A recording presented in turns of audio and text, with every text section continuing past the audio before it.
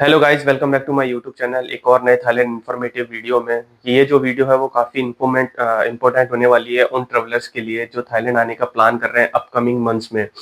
क्योंकि अभी सॉन्गक्रैन आने वाला है थाईलैंड के अंदर नेक्स्ट मंथ। तो अगर आप प्लान कर रहे हैं थाईलैंड आने का आफ्टर सॉन्गक्रैन, क्योंकि सॉन्गक्रैन तक तो ऐसा कुछ भी नहीं है, आप टाइटल देख के समझ ही गए होंगे कि आज का जो टॉपिक है वो किसके ऊपर है। थाईलैंड जो है वो वापस से अपने रूल्स चेंज करने जा रहा है। जो उन्होंने लास्ट ईयर जुलाई 2024 में उन्होंने जो 93 कंट्रीज के जो है वीजा पॉलिसी जो है उनको चेंज किया था, यानी कि जो 30 डेज का वीजा एक्सेप्शन का था उनको उन्होंने 60 डेज का कर दिया था। तो वापस से वो उस पॉलिसी को चेंज करने की प्लानिंग कर रहे हैं। मतलब कि उसका जो है वो डिस्कशन चल रहा है कि हम इसको जो है जो स्टे पीरियड है 60 डेज का उसको रिड्यूस करके वापस से 30 डेज का कर दें। तो उसका उन्होंने रीजन मतलब कि अपने पार्लियामेंट में, या जो थाईलैंड टूरिज्म मिनिस्टर है उसने बताया कि भाई यहाँ पे बहुत सारी एक्टिविटीज हैं जो लीगली परफॉर्म हो रही हैं। बहुत सारे बिजनेस ऑपरेटर्स हैं जो इलीगली वर्क कर रहे हैं, तो वो जो थाईलैंड की जो एक लोकल कम्युनिटी है उसको इफेक्ट कर रहा है। प्लस थाईलैंड के जो टूरिज्म है उसको भी इफेक्ट कर रहा है। तो उसके बिहाफ पे उन्होंने ये चीजें डिस्कस की हैं। जो होटल्स हैं, जो होटल थाईलैंड होटल एसोसिएशन हैं, टूर ऑपरेटर्स हैं, टूर एजेंट्स हैं, इन सबसे डिस्कस करके उन्होंने ये सोचा है कि हम जो है वो 60 डेज जो वीजा पॉलिसी थी उसको रिड्यूस करके 30 डेज का कर दें, कि इसकी वजह से कुछ लॉस होगा या कुछ नहीं हो। तो जो यहाँ की जो एजेंसी हैं, tour operators, tour agents, hotels association, उन्होंने सबने इसके ऊपर अपनी सहमति बोली है कि हाँ भाई ठीक है, ये अच्छा है। क्योंकि बहुत सारी एक्टिविटीज जो हैं जो पॉपुलर टूरिस्ट स्पॉटेड है, जैसे आपका बैंकॉक हो गया, फुकेत हो गया, चियांग माई हो गया, खो सामोई हो गया, खो पंगान हो गया। यहाँ पे बहुत ज्यादा इलीगल एक्टिविटीज बढ़ती जा रही है। अब उन्होंने जो रीजन दिया है, यानी कि उन्होंने जो बताया है कि भाई इलीगल एक्टिविटी जैसे कि टूर ऑपरेटर्स का काम कर रहे हैं, कंपनी रजिस्टर्ड कर रहे हैं, business on business business registered कर रहे हैं। बट मुझे नहीं लगता कि वो ऐसा है, क्योंकि अगर कोई जिसको थाईलैंड में लॉन्ग स्टे करना होगा वो तो 60 डेज का वीजा क्यों लेगा। आपने डीटीवी वीजा ऑलरेडी लॉन्च किया हुआ है, तो वो डीटीवी वीजा लेगा 5 ईयर्स का जो है। तो उसमें वो 6 मंथ की वैलिडिटी है स्टे करने के लिए, तो वो उसके लिए वेल एंड गुड है। बट यहाँ पे क्या हो रहा है, जैसा मैंने रिसर्च की है, कुछ लोगों से मैंने बात की, जो यहाँ के जो मेरे फ्रेंड्स हैं उनसे मैंने बात की, तो उन्होंने बताया कि यहाँ पे जो इस वीजा जो पॉलिसी है उसको रिड्यूस करने का कारण सबसे बड़ा ये है कि बहुत सारे जो चाइनीज टूरिस्ट हैं या जो रशियन टूरिस्ट हैं वो यहाँ पे आके कॉन्डो होटल्स को जो है वो शॉर्ट पीरियड के लिए रेंटेड कर रहे हैं। मतलब कि फॉर स्कीम, जैसे कॉल सेंटर का यहाँ पे सबसे बड़ा स्कीम चल रहा था। आपने अभी न्यूज में देखा होगा कि बहुत सारे टूरिस्ट जो हैं, बहुत सारे ट्रैवलर जो हैं, उनको वो यहाँ पे एज अ जॉब का एक जहाजा देके कि आप भाई आपको जॉब लगेगी, तो वो यहाँ से म्यांमार बॉर्डर पे में एस्कॉर्ट करके जो वहाँ पे ले जाके उनको इलीगली काम करवा रहे हैं कॉल सेंटर से।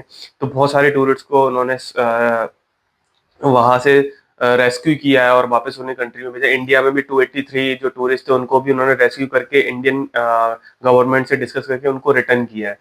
तो ये एक सबसे बड़ा रीजन है, क्योंकि यहाँ पे जो hotel Thailand Thai hotel of association जो है उन्होंने बताया है कि यहाँ पे बहुत सारे चाइनीज टूरिस्ट या रशियन टूरिस्ट जो हैं वो यहाँ पे आके शॉर्ट टर्म्स के लिए कॉन्डो या फिर होटल या फिर अपार्टमेंट रेंट करते हैं और वहां से वो इलीगल एक्टिविटीज करते हैं। जैसे फुकेत, कोह सामाई, चियांग माई, यहाँ पे मोस्टली बहुत ज्यादा फॉरेनर टूरिस्ट है, क्योंकि अब पटाया जो है उन्होंने एक तरह से स्किप कर दिया। मोस्टली जितने भी फॉरेन टूरिस्ट आते हैं वो फुकेत, कराबी, चियांग माई, कोपंगान और आपका फीफी आइलैंड, यहाँ पे आपको सबसे ज्यादा मिलेंगे। तो इसके कारण इनकी इलीगल एक्टिविटीज बढ़ती जा रही है। प्लस यहाँ पे जो लोकल्स हैं उनकी इन्वॉल्वमेंट भी ज्यादा हो रही है, इन द सेंस जैसे केसेस ज्यादा हो रहे हैं।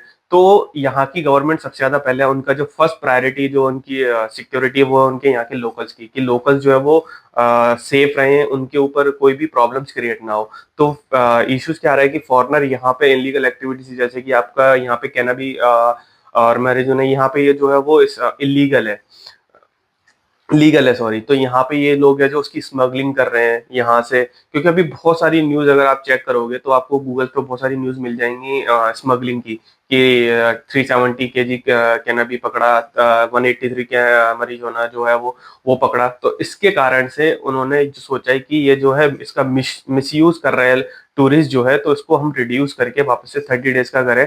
क्योंकि उन्होंने एक ऐसा जो लोकल थाई होटल्स हैं, टूर ऑपरेटर्स हैं, टूर एजेंट्स हैं, तो उन्होंने एक ऐसा स्केल निकाला कि मोस्टली जो जेन्युइन टूरिस्ट है वो यहाँ पे अगर ट्रेवल करने आता है तो थाईलैंड के अंदर, तो उसका स्टे पीरियड कितना होता है। तो उन्होंने बताया कि अप्रॉक्स 7 to 21 डेज जो है वो उसका मैक्सिमम पीरियड है, मिनिमम 7 डेज और मैक्सिमम 21 डेज उसका स्टे पीरियड है। तो उन्होंने तो उन्होंने सोचा कि अगर इतना है तो वापस से उसको 30 डेज के लिए रिड्यूस कर देते हैं। तो अभी ऐसा कोई ऑफिशियली अनाउंसमेंट नहीं है, सिर्फ उन्होंने एक एज अंडर डिस्कशन में है। जैसे लास्ट ईयर उन्होंने जो है वो बोला था कि भाई वीजा जो पॉलिसी है वो एक्सटेंड होगा या नहीं होगा, तो एक कंफ्यूजन था, बट वो अभी अंटिल फर्दर नोटिस में एक्सटेंड ही है। तो सेम यही प्रोसेस है, क्योंकि अभी सौंकरान आ रहा है, तो आप ये सोचिए कि आप अप्रैल और मई तक ये टूरिस्ट जो है वो यहाँ पे इसको जो पॉलिसी है, वीजा पॉलिसी, उसको वो एक्सटेंड नहीं करेंगे या फिर उसको रिड्यूस नहीं करेंगे, क्योंकि इस समय उनका सबसे ज्यादा टूरिस्ट आता है थाईलैंड के अंदर।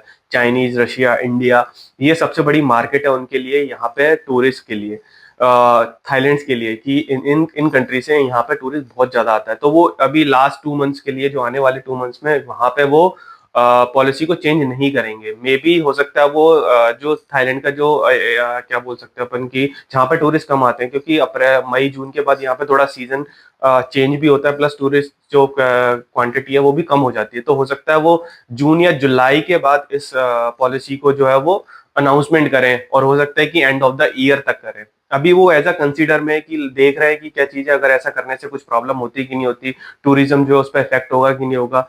तो ये सारी चीजें जो है वो कंसीडर करके वो चल रही हैं। तो आप अगर थाईलैंड ट्रेवल करने का प्लान कर रहे हैं जैसे अप्रैल में या मई में, तो आप अपनी जो आइटनरी है वो अपने न्यूज के अकॉर्डिंग कि आप देख ले कि भाई हमारा स्टे कितना है। अगर आप 21 डेज या मैक्स 30 डेज के लिए भी आ रहे हैं तो आपके लिए कोई प्रॉब्लम नहीं है। और अगर आप अप्रैल मई में भी आ रहे हैं, अगर आपकी ऑलरेडी टिकट आपने बुक कर दी है मई की, तो मई में भी आपको 60 डेज का ही वीजा मिलेगा। क्योंकि ये लोगों का यहाँ पे डाउट होगा कि सर मैं तो यहाँ पे मेरी जो है वो 30 अप्रैल की टिकट है, तो मैं तो क्या मुझे 60 डेज का वीजा मिलेगा? हाँ, आपको अभी जो है वो 60 डेज का वीजा ही मिलेगा। अभी ऐसा कुछ भी ऑफिशियल अनाउंसमेंट नहीं है जिसमें कि आपको 30 डेज का वीजा मिले। अगर आप जब आ रहे हैं थाईलैंड ट्रेवल करने, तो आपको अभी कंटिन्यूसली 60 डेज का वीजा मिलेगा जब तक कोई अनाउंसमेंट नहीं आ जाती। तो ये सबसे बड़ा आपके लिए एक न्यूज थी, तो सोचा मैंने ये शेयर कर। वैसे तो आपने न्यूज देखी ली होगी, पर थोड़ा मैंने सोचा कि डिटेल रिसर्च करके तब आपको ये न्यूज शेयर की जाए, तो वो आपके लिए काफी अच्छी होगी। तो चलिए, आपका क्लियर हो गया होगा कि हमें थाईलैंड ट्रेवल करने के लिए कि जो ये पैनिक वाली सिचुएशन है कि 60 डेज का है कि 30 डेज का है, तो ये क्लियर हो गया होगा।